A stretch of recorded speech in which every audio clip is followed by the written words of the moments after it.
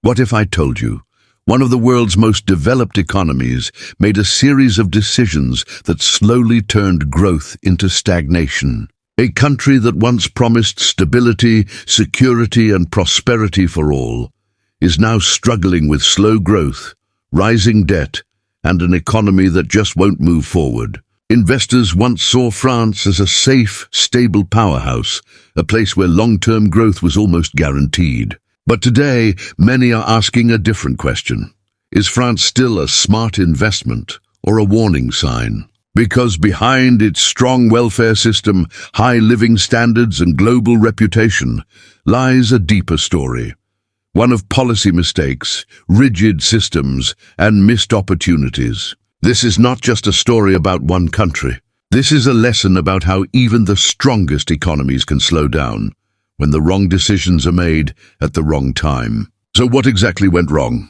And how did France enter decades of economic stagnation? Ladies and gentlemen, France was once considered one of the most stable and prosperous economies in the modern world. In the decades following World War II, the country experienced what economists proudly called les Trente Glorieuses, 30 years of rapid growth, rising incomes, and expanding opportunity. During this golden era, France didn't just grow rich. It built a system where prosperity was widely shared.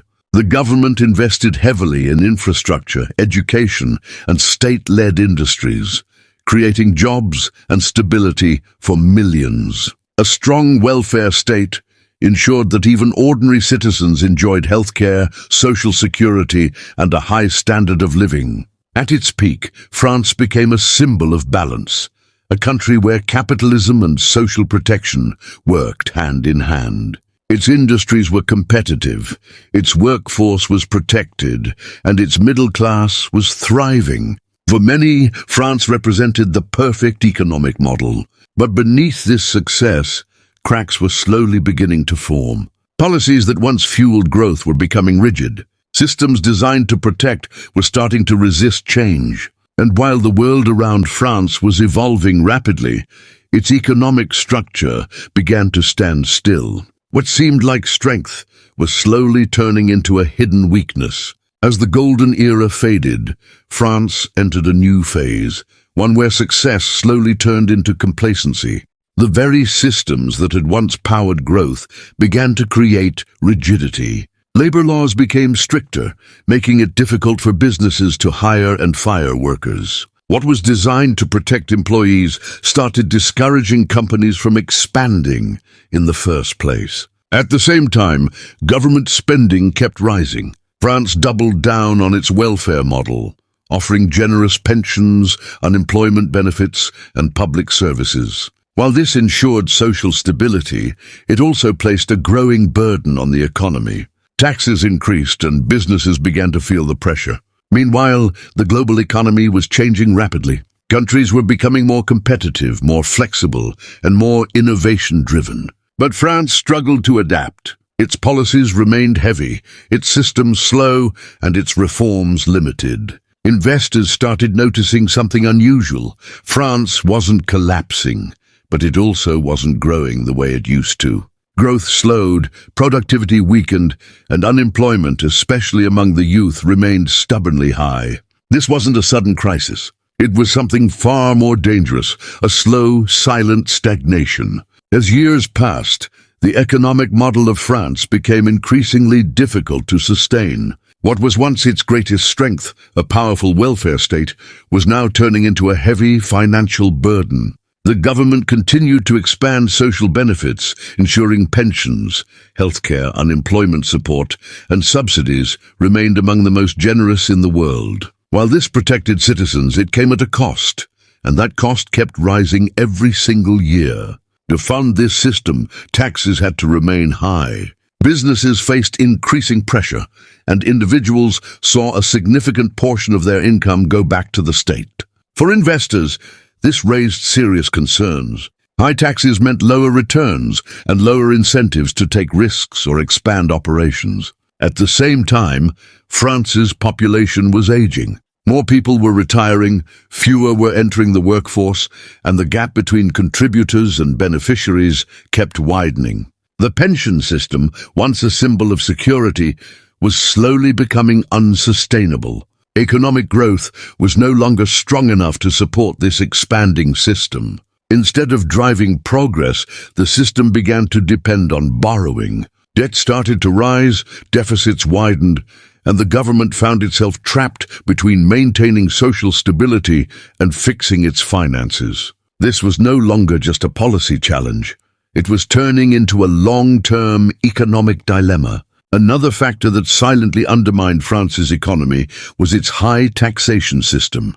To fund an expansive welfare state and maintain public services, both individuals and corporations faced some of the highest tax rates in Europe. For businesses, corporate taxes were a heavy burden. Expanding operations, hiring new staff, or investing in innovation became less attractive when a significant portion of profits was claimed by the government. Foreign investors began looking elsewhere, and some domestic companies even relocated parts of their operations abroad to escape the tax pressure. For citizens, personal income taxes and social contributions reduced disposable income, limiting consumer spending and slowing domestic demand. The very middle class that had been the backbone of France's prosperity now felt squeezed. High taxes also created a psychological effect. Risk-taking was discouraged, entrepreneurship slowed, and economic dynamism started to fade. France's reputation as a safe, stable economy remained, but beneath the surface, growth potential was being steadily strangled. By trying to fund a model of security and equality, France had unintentionally slowed the very economic engine that had created that security. As France struggled with its high taxes, rigid labor laws, and expanding welfare state, a silent but powerful force was slowly eroding its economy, an investment drought. Businesses, both domestic and international, began to see France not as a land of opportunity, but as a challenging environment for growth. Many corporations faced soaring costs, not just from corporate taxes, but also from social contributions, labor obligations, and regulatory compliance. Even profitable companies found that expanding operations in France came with layers of bureaucracy and financial pressure that their counterparts in other European nations did not face. The message became clear: for high returns and faster growth, other countries were more attractive. This led to a subtle but steady exodus. Tech startups moved to London, Berlin, or Amsterdam, seeking flexibility and lower costs. Established multinational corporations relocated factories or regional offices to nations with friendlier tax regimes and labor laws. Even some wealthy French citizens, particularly entrepreneurs and investors, began relocating abroad, taking capital, talent, and innovation with them. The impact was cumulative. As investment slowed, new businesses became harder to start, job creation stagnated, and the once thriving middle class faced fewer opportunities. Economic dynamism, the lifeblood of a growing nation, began to decline. France remained wealthy on paper, but the engines of growth were sputtering. By the early 2000s, what had once been one of Europe's most vibrant economies now faced a silent crisis. Prosperity remained, but momentum had stalled. The country had entered what economists would later call a prolonged period of stagnation, setting the stage for decades of slow growth. As growth slowed, France found itself relying more and more on borrowing to fund its generous social programs and public services. Government debt, once manageable, began climbing steadily, creating a shadow over the economy. Each year, interest payments consumed a larger portion of the national budget, leaving less room for productive investment in infrastructure, innovation, or business incentives. The public began to feel the consequences. High taxes and rising costs of living were justified as necessary to fund pensions, healthcare, and unemployment benefits. But the middle class increasingly felt the pinch. Spending power stagnated, consumer demand slowed, and businesses faced shrinking domestic markets. At the same time, the government was trapped between two conflicting pressures: cut spending to stabilize debt, risking social unrest, or maintain benefits and risk further economic stagnation. Reforms were attempted, but political resistance and widespread protests made meaningful change extremely difficult. The debt spiral became more than a financial problem, it became psychological.